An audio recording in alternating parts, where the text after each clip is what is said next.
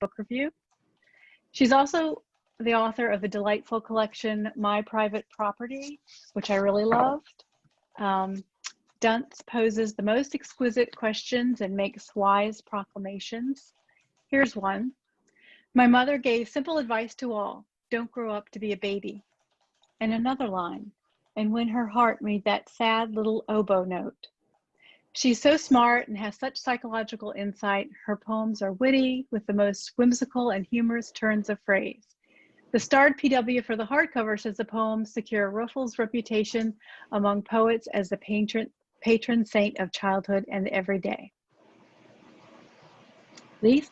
Okay, I think I have Dispatches from the Race War next. Is that what's up? I'm looking at a different screen. So this title comes from a conversation the author had with an elderly aunt about the recent protests and riots. And obviously white supremacy is not a new thing. He is a white writer and social justice advocate who has been writing and talking about these issues for years. And the essays in the collection trace the line from the bigoted pushback against Obama's presidency, Henry Louis Gates' arrest after being mistaken as a burglar in his own home, the rise of the militant Tea Party, Black Lives Matter, and all the realities of COVID's disproportionate toll on communities of color. He had some flack some while ago for not being a Bernie bro and for really calling issues of race, that those issues mattered more than class in this particular conflict. He has blurbs and support from Cornel West, Michelle Alexander, Michael Eric Dyson, and so many other Black activists and scholars. Robin D.G. Kelly wrote, Wise's work is revolutionary, and those who react negatively are simply afraid of hearing the truth. It's got a starred Kirkus review already. It's actually publishing, it's a City Lights book. It's publishing December 1st, so we still have a ways to go. It may not be the perfect holiday gift the way the poetry titles are, but it's still an important work in the in these times. Next, we have Azadi, Freedom, Fascism, Fiction by Arundhati Roy. It's published by Haymarket in hardcover for $22.95. It's a collection of essays written between 2018 and 2020 on the meaning of freedom in a world of growing authoritarianism. We all know her for her novels, The God of Small Things and The Ministry of Utmost Happiness, but her political nonfiction should be read along people like Naomi Wolf, who writes, Arundhati Roy is one of the most confident and original thinkers of our time. Azadi means freedom in Urdu. Originally Persian, used as a slogan, it traveled from the Iranian Revolution to become the signature slogan of the Kashmiri freedom struggle, as well as the women's movement in India. She claims the infrastructure of fascism in India is staring us in the face, and the pandemic is speeding up that process.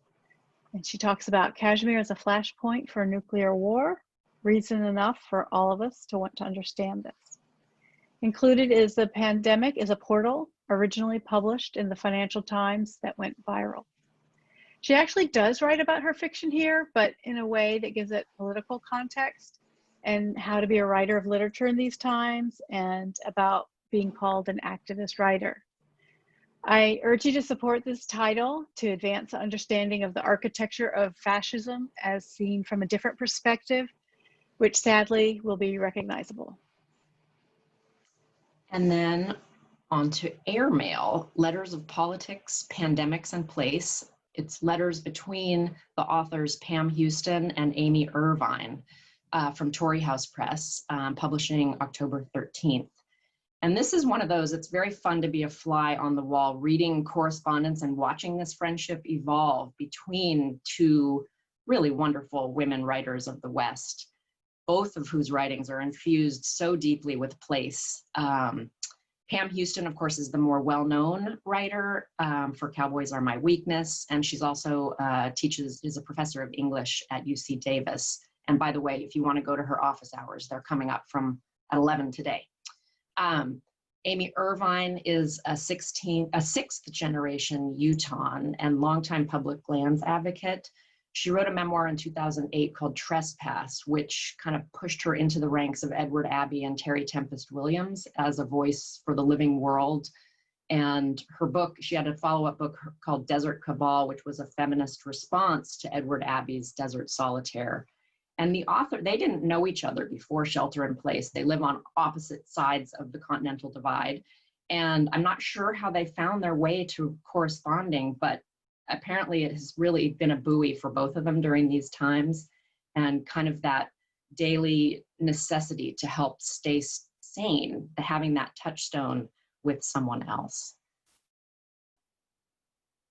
I'll stop there and let you go, Ellen. Okay. The Offing by Benjamin Myers is published by Third Man Books in original trade paperback for $16.95. It's every bit as good as The Gallows Pole, which you might remember, by the same author, which has been optioned for film by Element Pictures. But it's amazing it's the same writer.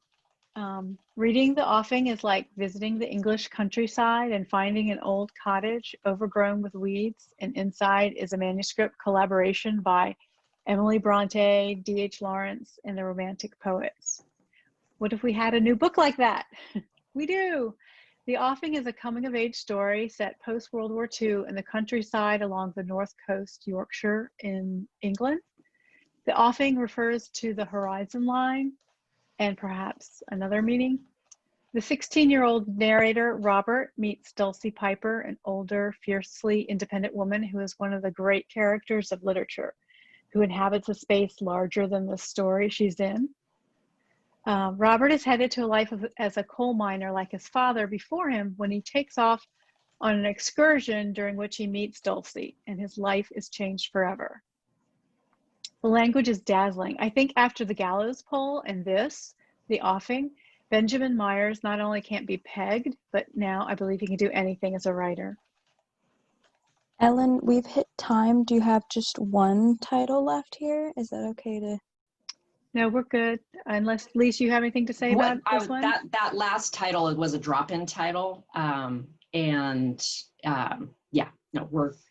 Okay. People who've done well with emergent strategy will want to know about that book. Right. Awesome. Thank you. Thanks, everyone. All right. Next up is Alia, and she has her screen to share as well. Yes, hi. So I gave a disclaimer in the practice session, but if you cannot see a cover, please let me know, like speak up and say something. Don't chat it because I can't hear you. I can't read as I'm looking at my own screen. Okay, that said, hello, my name is Alia Almeida, and I am a telephone sales rep for HMH Books and Media, and I have some favorites here. Black Book by Matteo Ascari is one of my favorite books, I think, of the entire year. These are obviously my rep picks, so they're all my favorites and my loves. But you think that you've read all the books in the world, and then, you know, you read something that you really fall for, and you're like, I haven't seen someone do something in this manner in forever. So, and that's what Black Book did for me. This is a super dark comedy about being Black in corporate America. I would say the way that Matteo Ascari he handles irony and hard realities is the same. He uses, you know, laughter and humor in the same manner that Christopher Buckley does. So imagine, if not Washington and politics, corporate America and New York City. Darren Vender, the protagonist, is likable in the beginning, and as you see him go through the struggles of rising up in this completely white startup, you kind of don't start to love him. But he, you know, he redeems himself in this debut collection, because at the end of the day, all Darren Vender is trying to do is infiltrate corporate white America with more Black, Indigenous, and other people of color in the startup. And you just start to laugh and maybe balk in horror at some of the things that happen and occur. For example, Darren Vender creates this group of people, you know, BIPOC people, to get into startup culture, and there's a retaliatory group of white workers who make their own counter group. I love this book. I think you have to have a feeling about this book when you finish it. You have to speak about it with somebody.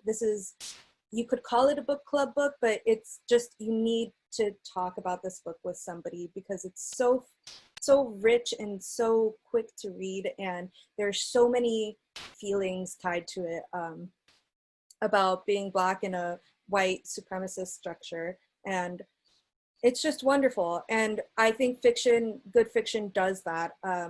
So yeah, I love this one. Going next, this is another book that I especially love, Land of Big Numbers by Pingchun.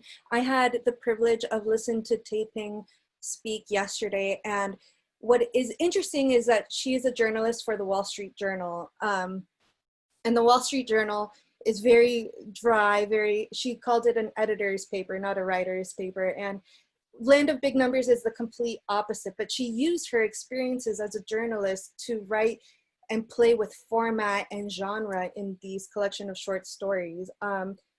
You know, I think Land of Big Numbers, the way each short story is a vignette and like a beautiful ode to different themes in China, being politically subversive, being a woman, technology. What does it mean to, like, the feeling of being of that country yet not, because Pingchun actually, even though she has Chinese family and is of Chinese descent, her parents, like, there was a whole generation who did not go to China, and so she was the first one in her family after a generation to go back and to see the land that she's from.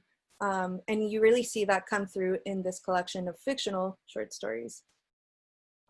Next up, okay, Tuesday Mooney Talks to Ghost. So this is coming out in paperback. I really think kind of Lise had a book that was a cozy, beautiful, like just delightful read, and this is my cozy, delightful read. If you grew up loving and reading The Westing Game, I offer you Tuesday Mooney Talks to Ghost.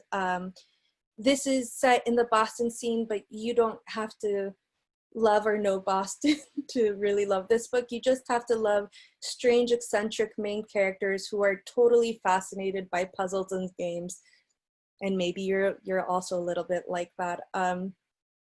I think it's just entirely delightful, and you need, like, it's the perfect comfort read in these times, which leads me to my next thing is, if you can't comfort read, well, at least comfort bake in the form of a pie. I love this book so much. I think Erin Jean McDowell had so much fun writing this book. I can tell you the editor had fun editing this book as I sat next to her as she worked on it. And it's just a delightful pie book. Erin Jean McDowell teaches people, you don't have to be an expert to use this book. You can, but you don't have to.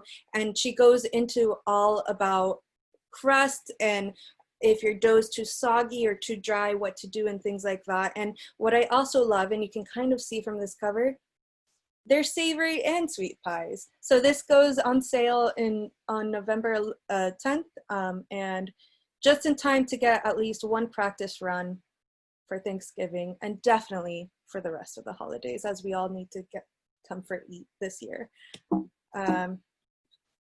Can't even, this is like the complete antithesis of comfort reading. It's it's an important read. Everyone has to read this. And when I mean everybody, whether you're a millennial or not a millennial, you have to read it. Because if you're a millennial, what you're gonna do is you're gonna cry and like at how understood you are from this book. And then if you're not a millennial, you kind of understand why millennials are the way that they are. This book was written well in advance of the pandemic, but if anything, it just rings even truer like all of the problems that we are facing as a generation, and honestly as a country. It really, the pandemic has just shown a light in the things that Anne Helen Petersen discusses in Can't Even. This came out this week. I think there's going to be a lot more discussion about this book coming out, and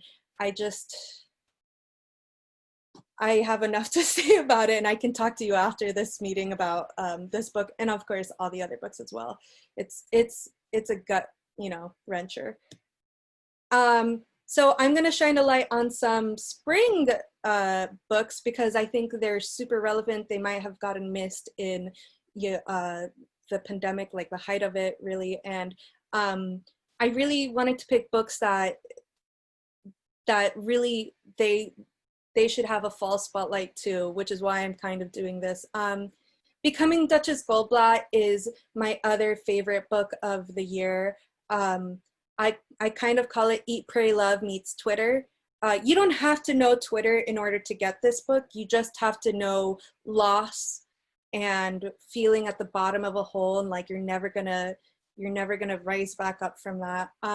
Duchess Goldblatt is an anonymous person, and she never thought that she would find lightness and happiness again. And by creating this Dutch older woman who's just zany and brilliant, she has found more love in her life than she ever thought she could. There are cameos by Lyle Lovett, and he also does the audiobook for his parts in this book. So whether you're reading it or listening to it, I really recommend this, just even for yourself, as a panacea to everything that's wrong in this world. And Alia, we've hit time. Do you want to go over the last two real quick so that we can have Jenny? No, let's go over to Jenny, and then if you have any more questions, I'm happy to discuss over these last two, which are pretty self-explanatory anyway. So let's move over to Jenny. Awesome. And we've shared that link for people to check those out. So Jenny. Hi everyone. Can you see my presentation here? Big red screen. Yes, perfect. All right. Thank you so much. Thank you to all of the booksellers who are online right now. Sasquatch Books is based in Seattle. We're all about publishing books from the best and the brightest authors and artists on the West Coast. We're a nonfiction regional lifestyle publisher. We are distributed exclusively by Penguin House. So however you buy your Penguin Random House books is how you buy your Sasquatch books. And we are so happy to support our California independent booksellers. So please keep the conversation going and let us know what we can do to help.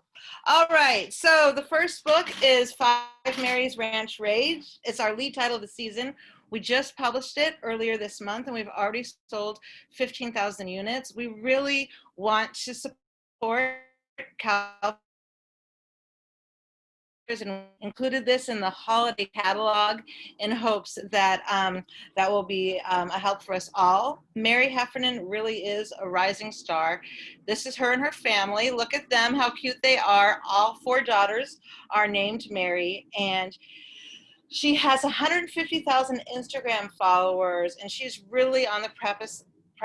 She's about to break out nationally. We have her coming in Country Living magazine. She's already appeared on the Today Show, and our beautiful cookbook is full of 75 delicious American classics.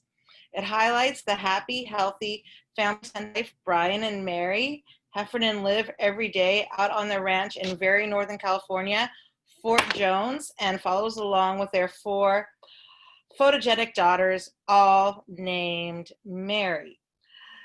The family works together to raise ethically raised, high-quality, antibiotic-free beef, lamb, and pork. Their work ethic is as strong as their commitment to family. Mary believes in powerful and nourishing meals, the power of nourishing meals, and that really is felt through every page of this. Mary loves her cocktails, she loves her family, she loves to make things pretty, and all of that is seen throughout the book. If you are on Instagram and enjoy following along, I definitely recommend you check out Five Mary's Ranch Raised on, I'm sorry, Five Mary's Farm on Instagram. That's the way we found her, and she and their family are pretty amazing. All right, the next book I want to talk about today is called How Do They Them? It's an appealing visual gift book to being an ally to non-binary or gender non-conforming people. Our author, Stuart, themselves non-binary, discusses the sometimes intimidating topic in a charming and approachable way that helps, and is helped by lots of visual cues. Here it is, how to say they. I think the slides here really demonstrate the amount of humor and approachability Stu is using as they tackle this topic that is sometimes found to be serious and intimidating, but is also really human and full of humor and foibles and all of the rest.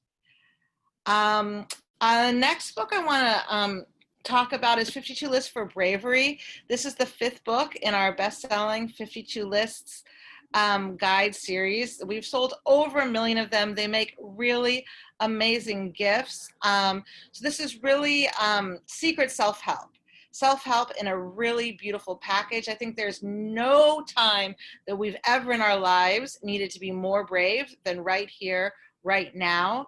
And Maria Seal's book is a really easy way. We're all so overwhelmed. We all have so much to do. Mary's list writing prompts are really an easy way. Maria's list writing prompts are really an easy way to take a moment of self-care, take a moment of thought, and then go on with your day inspired. We've also got 2 planners from Maria Seal, and together, as I mentioned before, we sold over 1 million copies. These are really resonating with people across the country. They make great gifts as well as great self-purchases. Here's some interiors of the way the 52 List journals look inside. Here's a cover of the new planner. And then the next book I want to talk about is Words of Change, Anti-Racism. We've recently launched an imprint called Spruce, which is really focused on books that will resonate with teens, tweens, and young adults.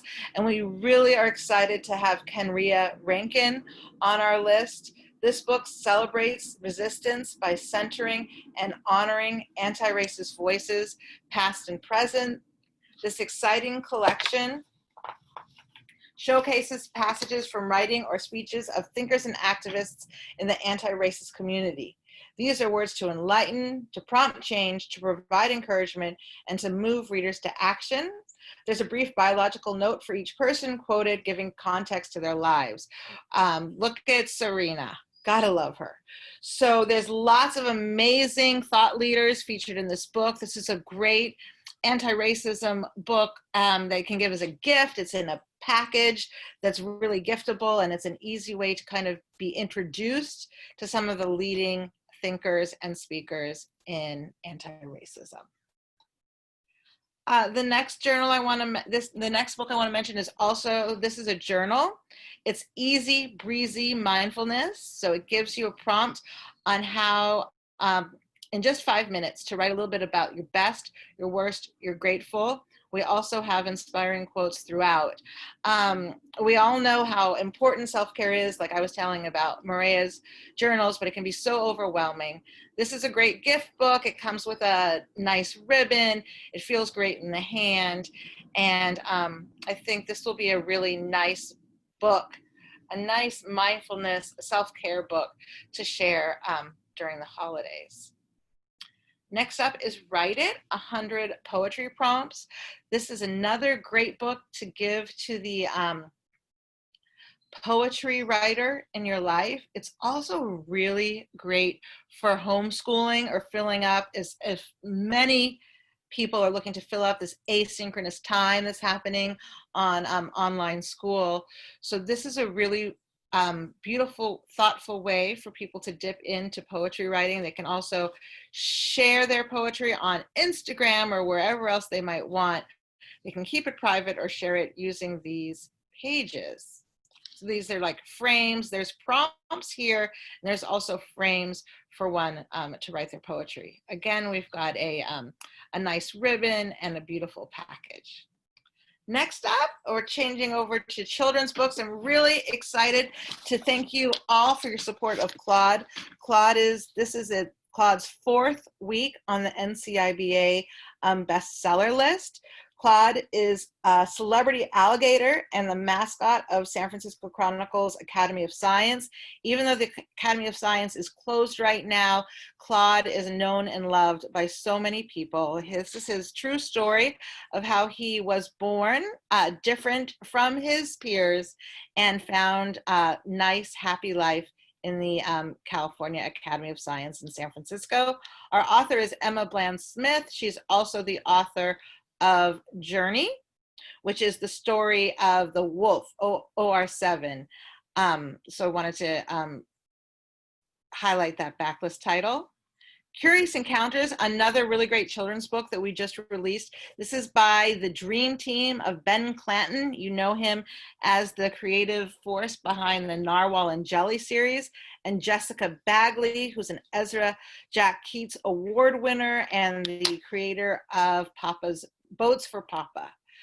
So as you can see, this book is fun. It celebrates the outdoors. It has lots of puns, onomatopoeia, alliteration, and all that stuff that makes it a fun discussion. Are both good sellers and have this great, family love, mommy, daddy love, always popular. And they're available both in hardcover and board book. And now my internet connection is unstable. Oh, here's some interior spreads of how cute these animals sharing the love with their parents. Another backlist title I wanted to make sure you're aware of this holiday season is Best Coast, a road trip atlas. As you all know, driving up and down the West Coast is the way to vacation right now. This is a beautiful coffee table book, just $24.95, and it visually explores all of the beauty of our region from Washington, Oregon to California. Here's some examples of the really gorgeous, great holidays, and we also have postcards to go along with it. Here's 3 examples of the postcards available in the Best Coast Postcards book. And then finally, I wanted to remind the Northern California booksellers on the line that we are the proud publishers of the Creaky Knees Guide to Northern California. In March 2nd, the previous edition is still available. There is no time like the present to go outside and enjoy the great outdoors socially distanced. All right, that's what I have to share. Thank you so much.